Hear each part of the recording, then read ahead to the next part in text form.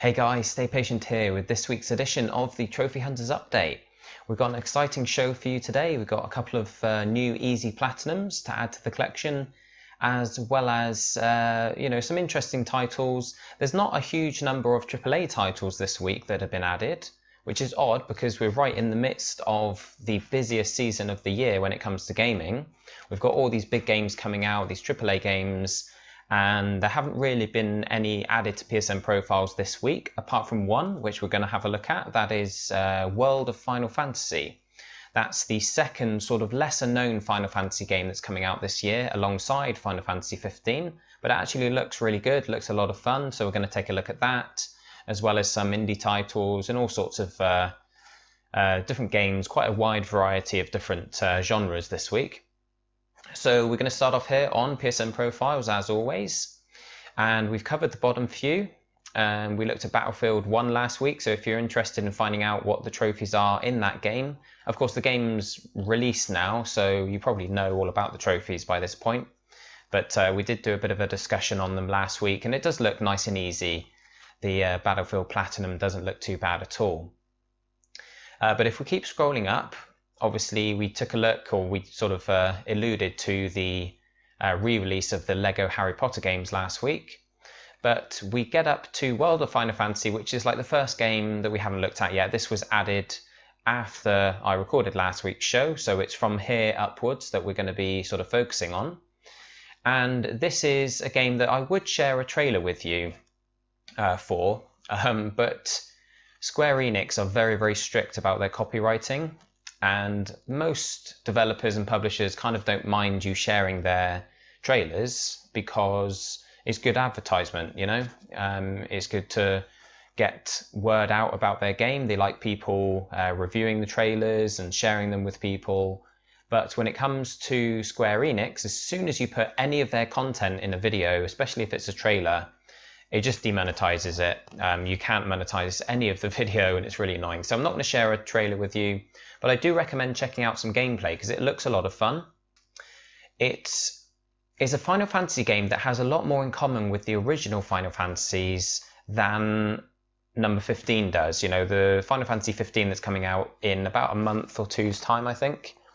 That's very much like a step forward for the franchise. But quite a lot of people who enjoy Final Fantasy might have been playing the series for a long time and have a lot of love for the sort of nostalgia that they feel when they play games that are sort of similar to the original kind of top-down view, the small kind of cute characters rather than like the grown men that you play as in the 15th game, or, you know, Final Fantasy 15. And this one is very much... It does look modern, it looks like a new game, it's not like going back to the old style of graphics or anything like that, but it's just a lot cuter, a lot sweeter, and to be honest, I quite like games like that. You know, I really enjoyed Ni no Kuni last generation, and this has got a bit of a kind of Ni no Kuni vibe about it. Looking at the trophies, I don't think it looks too bad. It's going to be quite a long trophy set, as you'd imagine, and to be honest, the what do you call it, like the battle system and the mechanics of the game seem in some ways to be deeper than the mechanics in Final Fantasy 15. Now, I'm sure 15 will kind of be more fleshed out when the full game arrives than the episode Duskai demo was, because when I played that original demo, I think they've had another demo since then, which I didn't play, but that original demo seemed very, very basic. You know, it was just a case of equipping 4 weapons, and then you didn't really choose when to use those weapons. You just held down an attack button and it just kept attacking, and it would use different weapons at different times depending on where you were and, you know, what kind of combos you were doing or something. But it was pretty much everything was done by holding a button down. You didn't even have to mash the button to attack. And there was no magic or anything like that. Since then, they have brought out some trailers and stuff that show off the magic aspects of the game, the different elemental attacks and things like that, and I'm sure there will be a lot more depth in it when the final game's released. But this World of Final Fantasy title does have some quite interesting mechanics. Now, you've got some trophies here that talk about mirages. It talks about imprisoned. Is that right? Imprisoned, your first mirage? Yeah, it must be something in the game. I was thinking it meant in prison, like trap them, but anyway, it talks about these mirages. You've got filling out or recording the manuals, the mirage manuals. These mirages are kind of like the familiars in Ni no Kuni, or like the Pokemon in a Pokemon game. They're basically creatures and monsters that you can capture during battle. So if a creature is able to be captured, if you get it down to a certain level of health, it might sort of turn into a kind of orb or something, and you can trap it, and then you can use that as part of your party. They're not technically a party member, but you can kind of summon them a bit like the summons in other Final Fantasy games. But they've got there's large mirages, medium mirages, and small ones, and you can stack them up in that order. But then you can also kind of evolve them from a small size to a larger size, and they get new abilities and they get more powerful, but they might lose some of the abilities that made them especially useful in their smaller form. Plus, you don't want to necessarily evolve every single one of your mirages, because then they'd all be big and they wouldn't be able to stack on top of each other, because when they stack, they get new skills and new powers and abilities that they can use. And it sounds very interesting. It's quite basic in the sense that it's aimed at a younger audience as well as adults. But I don't think it's going to be so simple and easy that it's going to get boring. I think there is going to be a level of depth to it that, like I say, it could rival Final Fantasy XV's depth, because I think they're kind of sort of meeting in the middle, in the sense that Final Fantasy XV seems to be being developed in a way to try and sort of appeal to non-Final Fantasy fans. They're trying to bring in a new audience by making it less daunting. You know, they're trying to make it a bit simpler, a bit like with Final Fantasy XIII, when the battle system was very basic, really. You could add some depth to it in the way that you decided to play. But in much the same way, I think Final Fantasy XV is kind of quite basic compared to some of the older Final Fantasy games, whereas this World of title looks simple, but I think there's a deceptive layer of depth to it.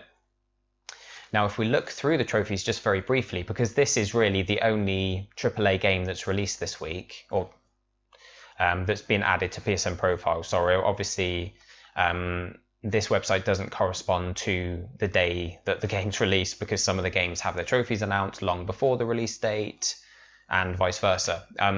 But you know, out of all the games that have had their trophies added to this website this week, this is the only big game, really, and it's not even one of the really massive releases that we're all waiting for.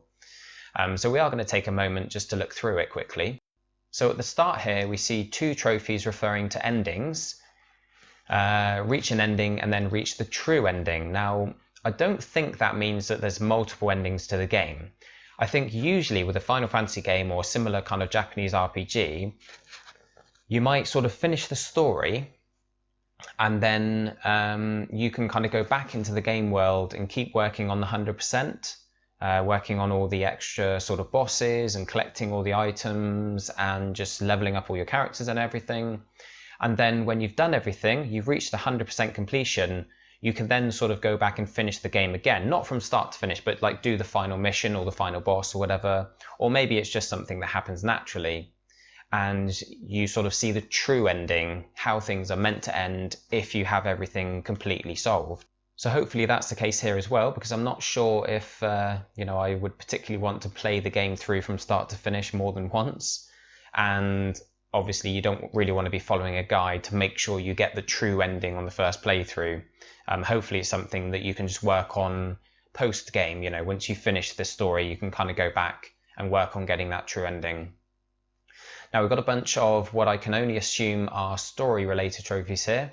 And then we've got some referring to the mirages. Now, the mirages, like we mentioned, they're the creatures that you can capture and use in battle. And you need to capture or record every last mirage in the manual. Now, I think that means you need to capture all of them, and that's similar to Ni no Kuni, because you had to capture, I think, every last creature, and you had to level them all up as well. So when it says recording every last mirage, I can only assume that the way you earn that is not necessarily by having every single mirage in your possession at the same time, but capturing all of them, and once you capture them, they're probably put into your manual or like your record of mirages, and then you can sort of level them up. And so say you start with a small creature, a tonberry or something, and then you level it up to the medium size version, or evolve it to the medium size. The small one, even though you no longer have the small version of it because you've evolved him, it's still recorded in your book. So I'm assuming that's how it works, so that, in other words, at some point in the game, you'll need to have had every single mirage in your possession at some point or another. So that's quite cool. It's a gold trophy, so it's obviously, a case of capturing quite a lot of creatures and leveling them all up. So this is going to be quite a grindy trophy set from what I can see. These mirage boards are basically like a screen you use to level up each mirage. So you kind of have orbs that you fill in, you level them up with XP by using them in battle, and then you can sort of buy all these skills and abilities and stuff.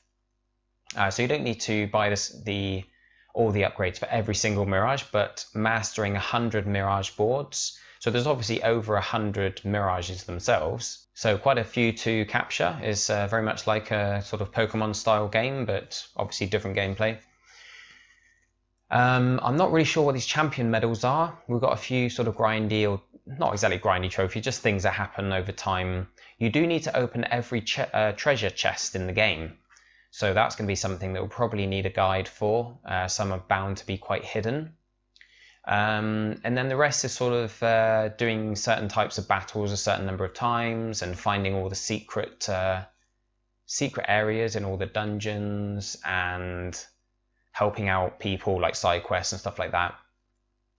And some sort of one-off trophies like beating certain bosses or what have you. I mean, we're not going to look at every single one here, but it looks like depending on how difficult the game is, which I don't think it will be particularly hard because it's aimed at children as well, but it looks as though it's probably going to be a fairly straightforward platinum.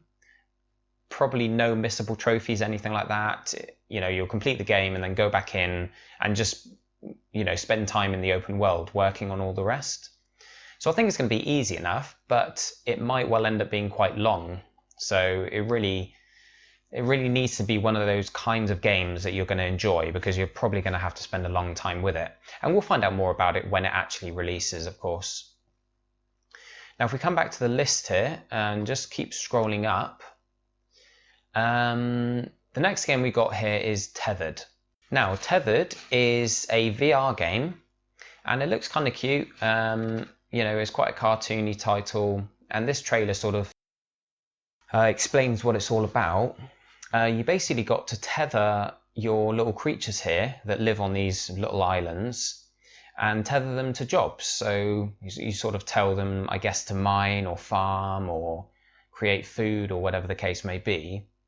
And then, if I remember correctly, as it says here, use daylight to work, but then at nighttime things change. So be ready by dusk, because as the sun goes down, the sort of hostile creatures come out. And again, you've got to tether all these little, I forget what they're called, but the little creatures that you're in control of. It's very much a god sim, quite a sort of smaller scale kind of cute style god sim, but a god sim nonetheless. But it looks kind of cool. It looks like an interesting use of the VR headset, and it's quite cool. I like the idea of doing strategy or god sim style games in VR. So something like Command & Conquer, for instance, you could use like the Move controllers to, I don't know, point and click and drag sort of units around and things like that. So this could work quite well, I think. Tethered could be interesting. And if we look at the trophies, actually, we haven't brought them up yet, have we? If it's going to work. Okay, I think because I've got a lot of windows open, we may end up having to wait a moment for some of these trophy lists. I do apologise for that. I've left some of these windows open because they're all things that we're going to be using at some point during this video. I can close down some of them. It's very strange because I've got super fast internet and a very fast computer as well. Let's drag it out and see if it will speed up. There we go. Right, my apologies, guys. I could have edited that out, but if it happens again, I'll edit out any future waiting periods like that. Anyway, so the trophies, completing the levels, bringing harmony to the islands, building all the different types of buildings, just simple things like upgrading buildings and resources, killing a certain number of critters. Most of them look like trophies that are going to pop naturally. Rate A in all categories on a level. Rate A in all categories across all levels. So there's obviously a case of having to do well in every single level. Now, I'm not sure if it's structured as levels or whether it's like a day-night cycle that just keeps going as long as you can, survive. But it looks like it is split into levels, a bit like Tropico 5, because I think Tropico 4 is more open, but Tropico 5 is like a... sorry, I've gone off on a complete tangent here, but Tropico 5 is like very much is a strategy game, but it's locked down to certain levels. You have to go, it's literally you start a level and end it. So maybe this is the same. But there are some more specific trophies, things like, I forget where it is, but things like having one surviving member who's injured by the end of a level. So managing to, there you go, have only a single injured hero peep left alive at the end of a level. So you need to complete a level while allowing everyone to die except for one person, and then have him be injured as well, making him weaker, I guess. So it looks like there are some very specific trophies where you need to get things just right, but it does seem like the kind of game that's probably easier once more people have played it, and there's an understanding of how it works, and maybe some guides on how exactly to go about earning these trophies. It might be, do this mission, carry out these specific actions, kill off a certain number of people. There'll probably be step-by-step guides for a lot of these trophies eventually. But I'm sure that will probably end up being a nice simple one at the end of the day. Oh, man. Oh, apologies, guys. I'm very tired today.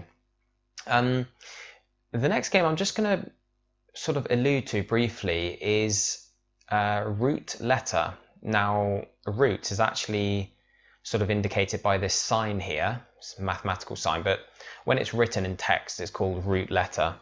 Now, this game has 10 stacking trophy lists, and that's because there's a Vita version and a PS4 version, and usually I don't sort of focus on these games that are primarily Japanese.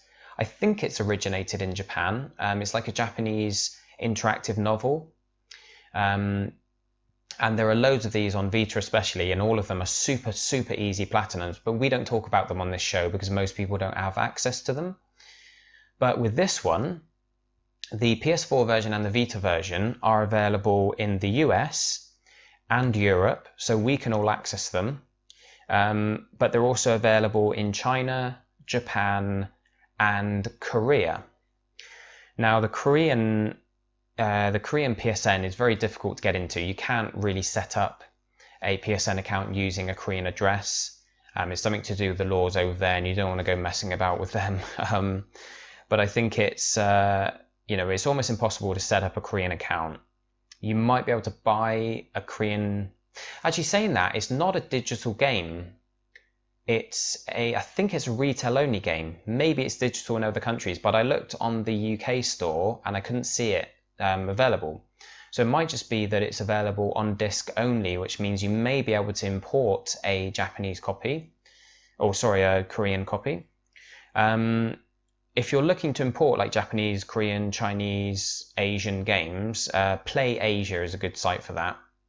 But the reason I'm actually talking about this one when I don't usually refer to Japanese games is because it is available in the UK or Europe and in the US as well. So you can get both the PS4 version and the Vita version if you're in either one of those more sort of common regions. And of course you can buy the ones from the other regions if you like. But the great thing about it is that it's super easy. It takes just a few hours. It's a 1 out of 10. There is a trophy guide because if you go on, let's just have a look. If you go on to PlayStationTrophies.org, you probably won't, well, no, you definitely won't find a guide for it because there isn't one. They may add one eventually. Someone may make one. I may make one myself. Who knows? But if you go to this site here, which is ps3imports.org, ps3imports.org, they have lots of guides for the imported games here, the Japanese and Korean games and stuff. And this is a great place to go if you're looking to get some of those super easy, quick Vita games done, or ones on PS3, PS4, any of the imported titles. They usually have guides for it on this site. So as you can see from this guide, we're not going to look through all the trophies because it's basically a case of following a step-by-step walkthrough, and you'll unlock all the trophies naturally. It's a 2 out of 10. That's their personal opinion. I think it's more like a 1 because it's literally just choose this option and then choose that option, and it just gives you step-by-step instructions. But it takes 4 hours on PS4, 5 to 6 hours on PS Vita. I can't remember why that is. I think it's something to do with the skipping of the text or something. You can press a button that skips through the text nice and quickly, and maybe it's a bit slower on Vita or something like that. But you could, if you bought all the versions, you could technically get 10 platinums from this game, but it is quite expensive to buy, I think. Even the one from your own region is probably fairly pricey, so I don't see many people buying all 10 versions. But I thought I'd just talk about that because it's quite interesting looking at these games that are like a godsend if you're looking to really power level your PSN account. If we keep going, we've got a few more Japanese games there, which we're not going to focus on. We've got Sherlock Holmes. This is I believe, the Korean version of Sherlock Holmes. Obviously, this game has been out for a while, so we're not going to look at it. It's available in the US and Europe and everything. But they tend to kind of stack up the trophy lists for Sherlock Holmes for some reason. The previous game had the same issue or the same situation where I think the Korean version had a separate trophy set. Anyway, Infinite Air is one I was going to take a look at. Now, the reason I was sort of interested in this is because it's a snowboarding game, and I used to go snowboarding every year. I was really into it. I used to spend a week or two in France or Canada or Switzerland or wherever, and absolutely love it. I did it for about 8, maybe 10 years in a row, and it's absolutely awesome. I love it. And whenever there's a game, like a winter sports game, whether it's skiing or snowboarding or whatever, I'm always interested to see what it's like. Now, this one in particular, this is actually kind of very similar to the skate games, which I've never actually played, but the control system on the skate games is quite different to what you might be used to on something like Tony Hawk's or SSX. It's very kind of, you have to be very precise with your analog sticks because I think they control your balance and things like that. Not 100% sure. But if you've played the skate games, this is like a snowboarding version of them. And it's getting a lot of good feedback, but the gameplay I watched of it, I don't know, it looked a bit clunky. It didn't look amazing. It looked quite authentic, I suppose, like some of the comments have been saying on this trailer. It's an authentic snowboarding game, but I don't know, I think probably because I'm used to SSX, which is so over the top and so much fun, kind of, Infinite Air hasn't really sort of grabbed me in the same way because it's supposed to be very realistic. But it's funny because there's actually 2 games on the way, 2 snowboarding or like snow sport, winter sport related games on the way at the moment. One's Infinite Air, and we can have a look at the trophies quickly while we're here. And the other one, while it's loading, is, what's it called? It's called Steep. That's the one. I actually had a code. I signed up for the beta and I had a code sent. Now, I didn't actually have a chance to play the beta.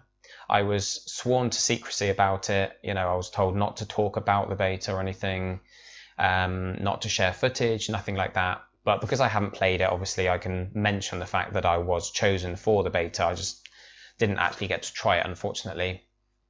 But thankfully this list has finally popped. Let's have a look here. We've got to complete a run, tutorial, unlock all the tiers in circuit mode. I guess that's the campaign. Competitions, playing online, it looks like, live ride with another player. publishing, because you can make your own like track, or not tracks, but like runs, whatever. So you can go up in the helicopter like you saw in the trailer, and then look down and place ramps and jumps and half pipes and grind rails and all sorts of things. So that's, I guess, what this is referring to: creating and publishing different types of, well, big air run, half pipe run, etc.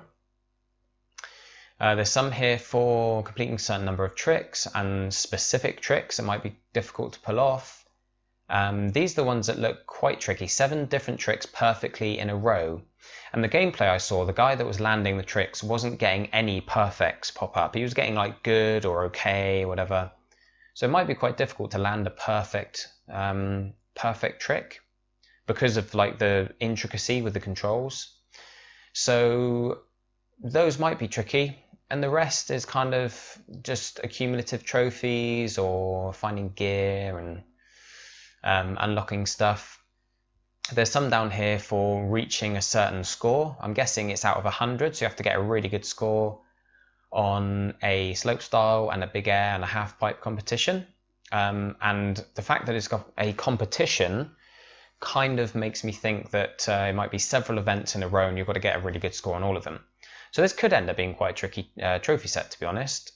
But I was interested in it, like I say, because I was a big trophy hunter.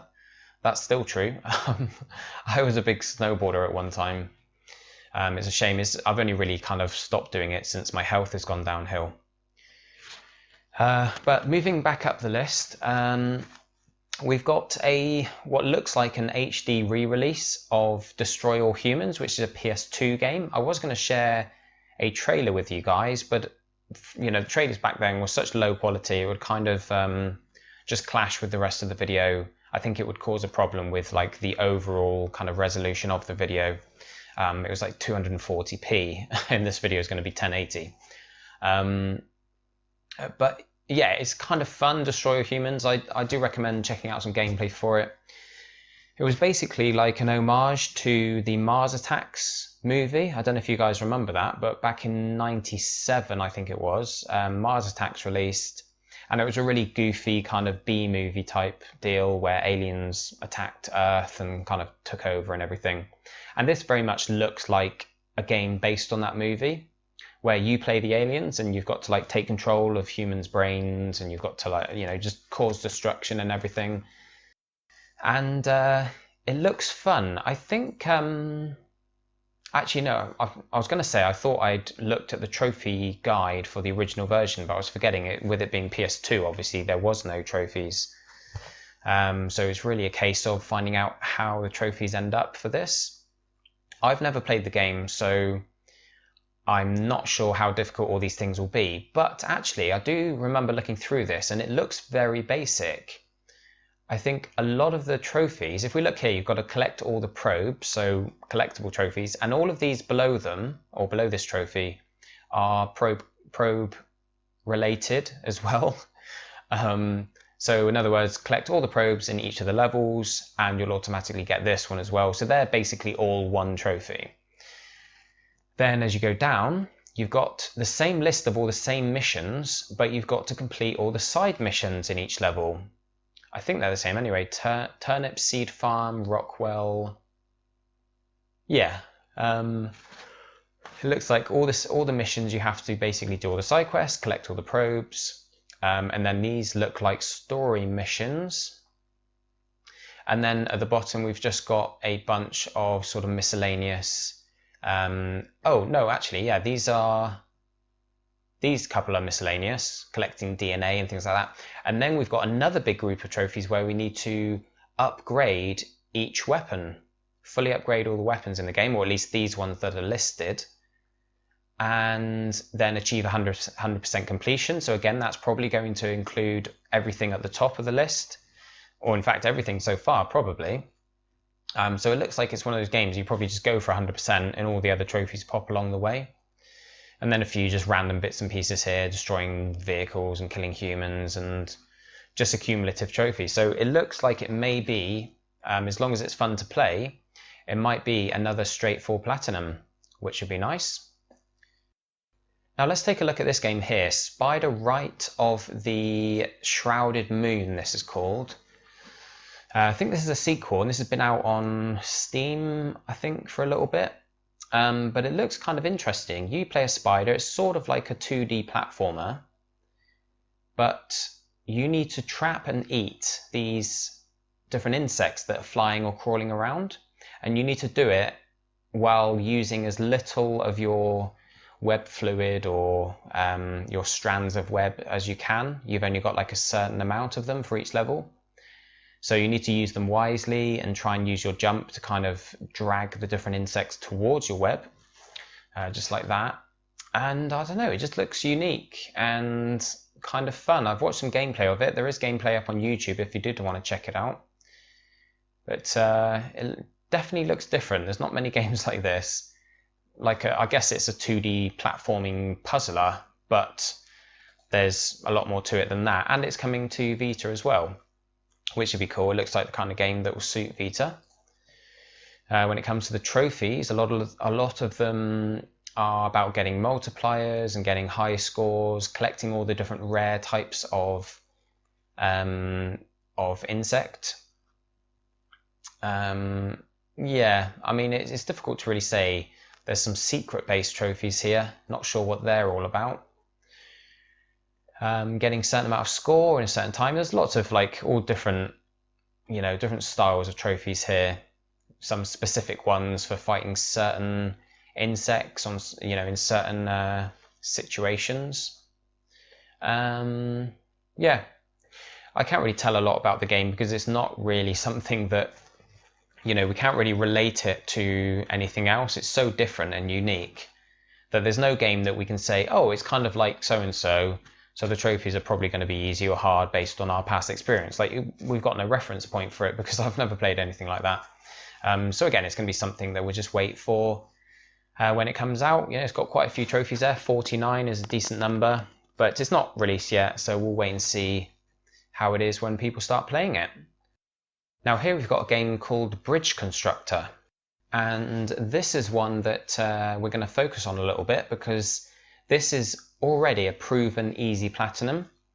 Now the concept of the game, as you can see, is that you piece together whatever resources you've got, whether it's wood, or concrete, or metal, steel, things like that. You need to basically get a certain number of a certain type of vehicle across from one side of a valley or whatever to another safely. You don't want to let the bridge give way. It has to be strong enough to take the weight of whichever vehicles are involved in that specific mission or level or whatever. This is a phone-based or kind of an iPad, a mobile game that's been out for a while. And the reason I say it's a easy platinum, despite the fact that it's not even released on PS4 yet, the reason I say that it is an easy platinum is because it's been out on the Xbox One for a while. It's been out for, I think, maybe a year. And there's an achievement guide up here on xboxachievements.com. This is a very useful guide. This is basically like the sister website to the PlayStationTrophies.org website. So as you can see, it's structured very similarly. The forum is exactly the same. And the guides have a very similar kind of structure to them. And as you can see here, this is the achievement guide for Bridge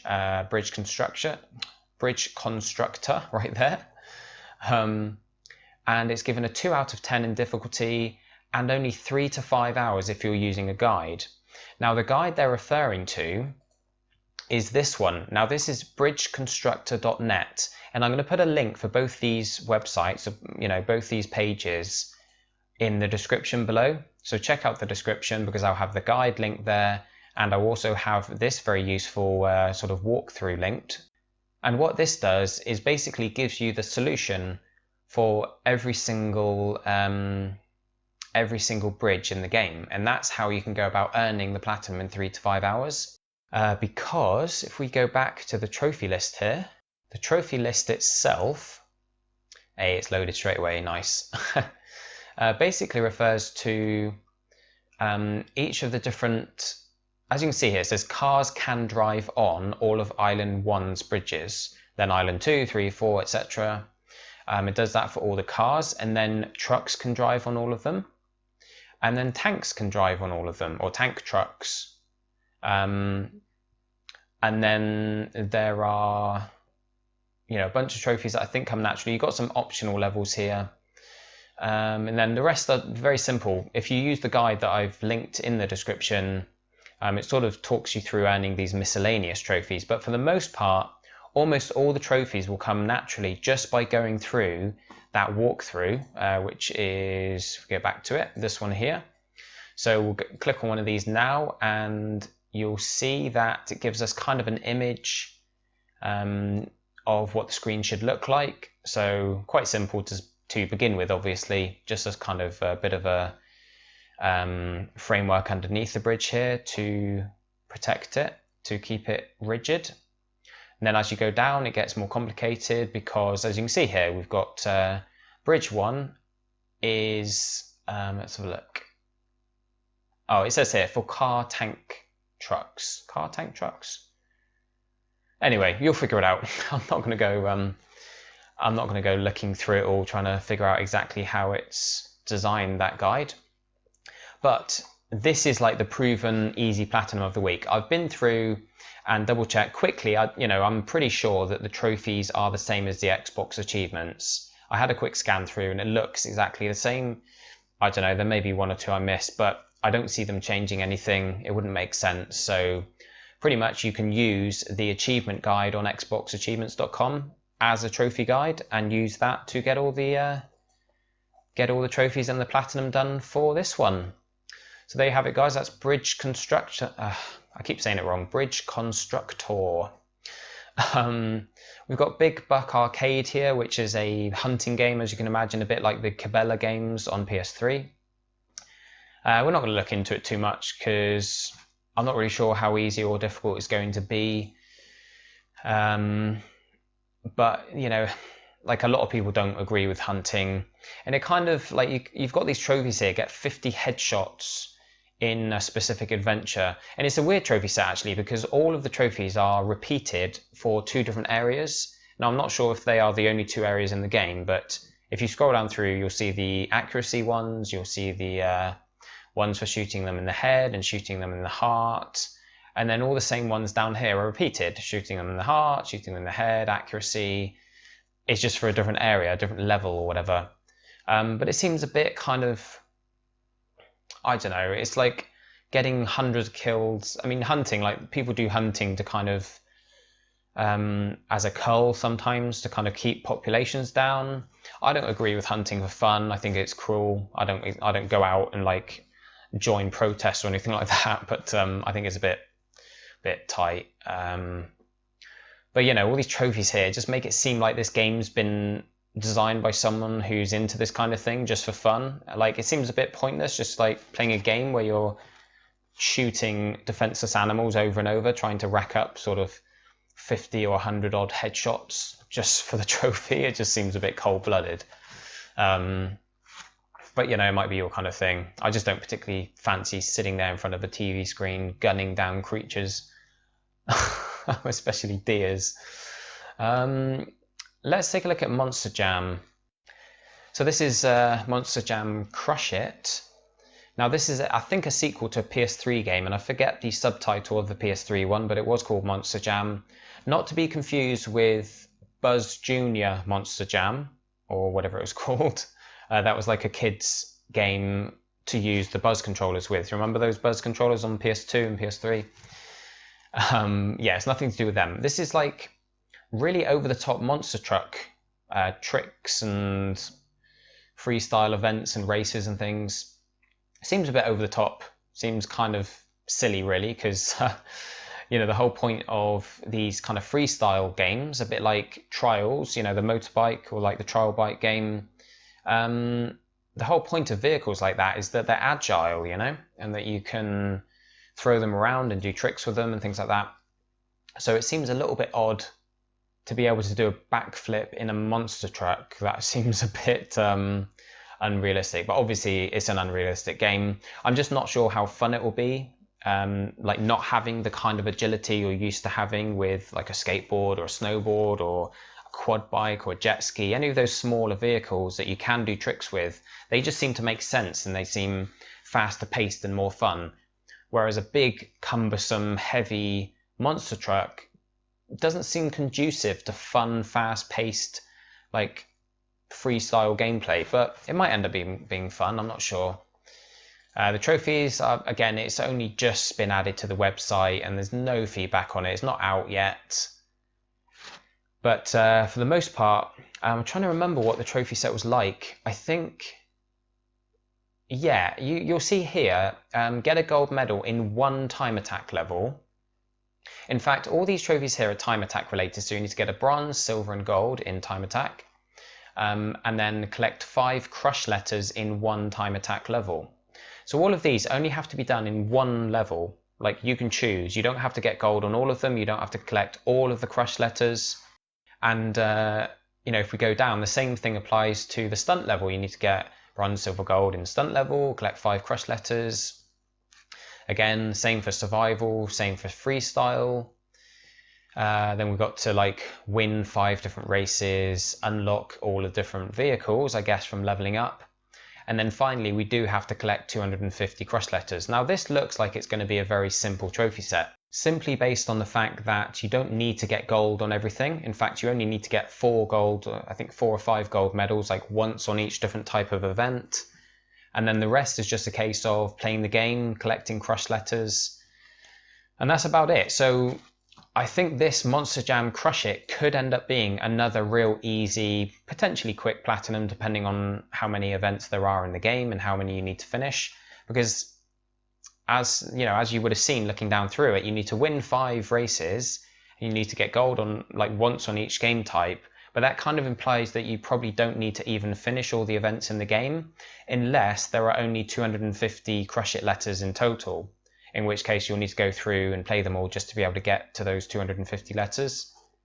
But I think I read somewhere that there's like 90 events or something, so if there's 5 letters in each event, based on these trophies, collect 5 Crush letters in 1 time attack level. If there's at least 5 in each event, then that means there's probably almost 500, maybe more, in total. So collecting 250 won't require you to do all of the events. So it could be that that's super quick and easy, and we'll soon find out. I'm going to keep keep that, keep a mental note of it and come back to it when the game's released and have another look.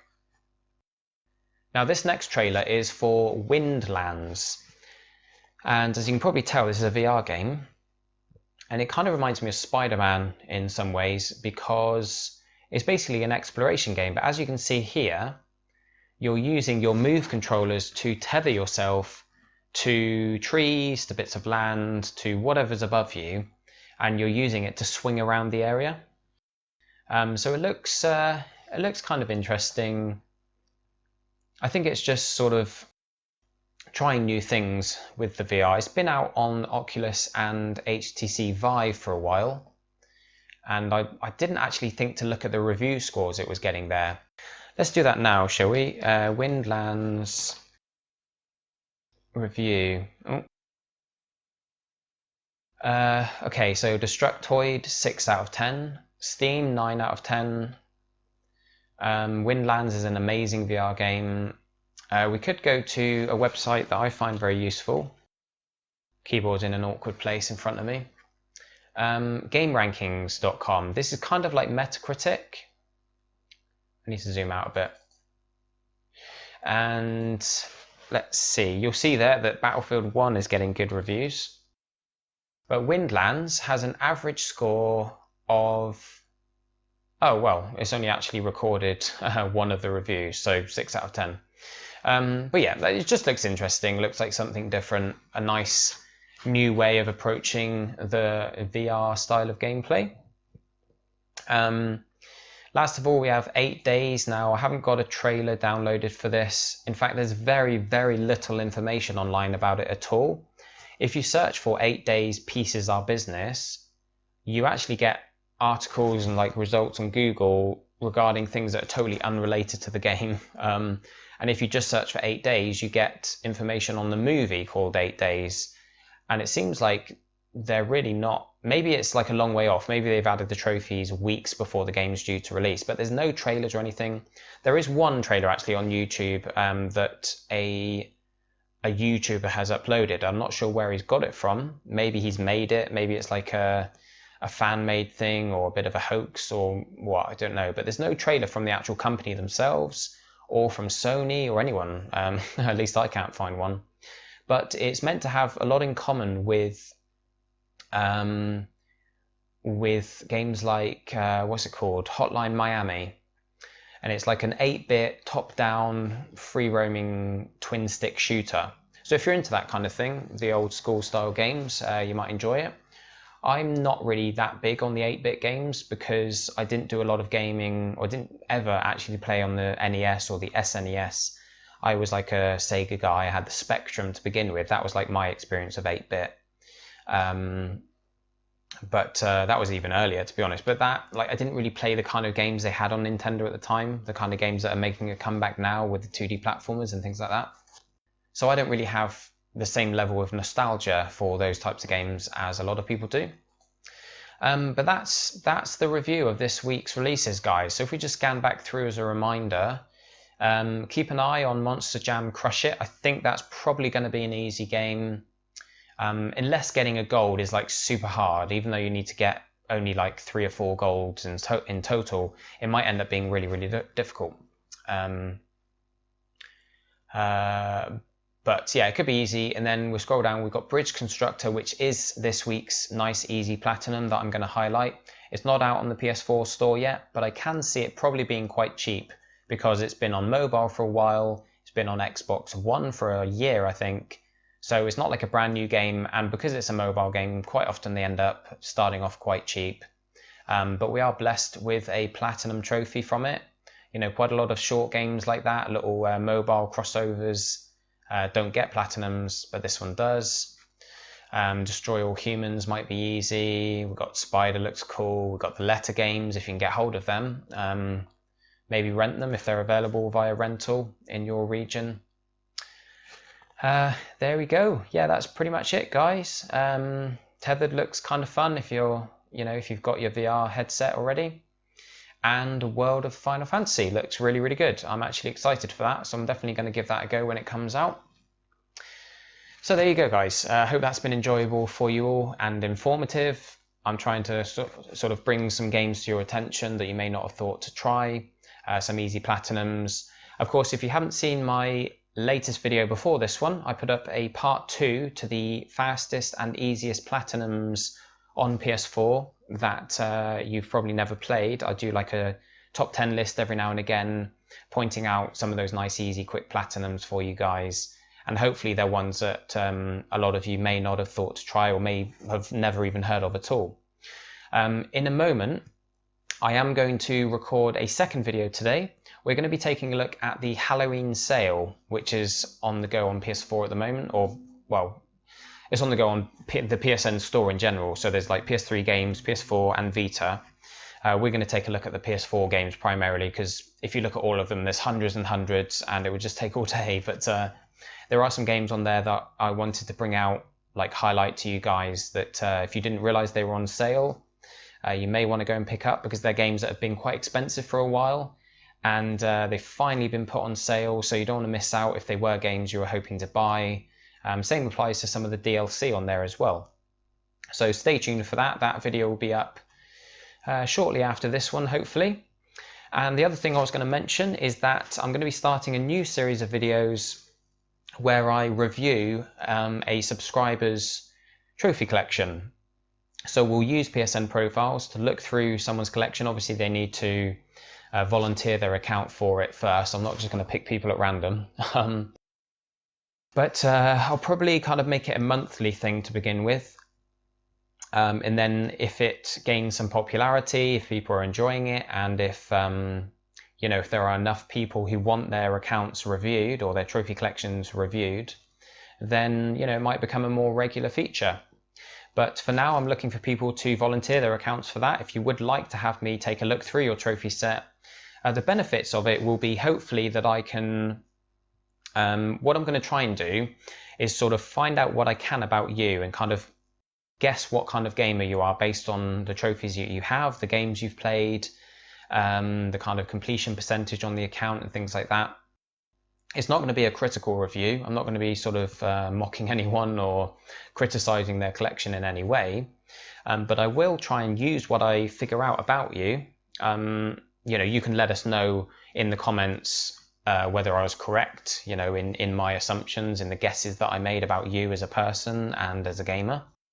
But I'll use those assumptions to hopefully give you some advice or some tips and suggestions on maybe games you might enjoy, or maybe on how to go about finishing up some of the games that you haven't completed yet, things like that. So it's just going to be interesting. I haven't done one yet, so I think it's going to become more apparent to me and to you guys, what the review is going to be all about once I start doing it, because I'm literally not going to look at the account before I start the video. I'm just going to start recording, bring up the account and just like talk basically. That's what I'm good at. I don't know how enjoyable it is to listen to, but I just ramble on.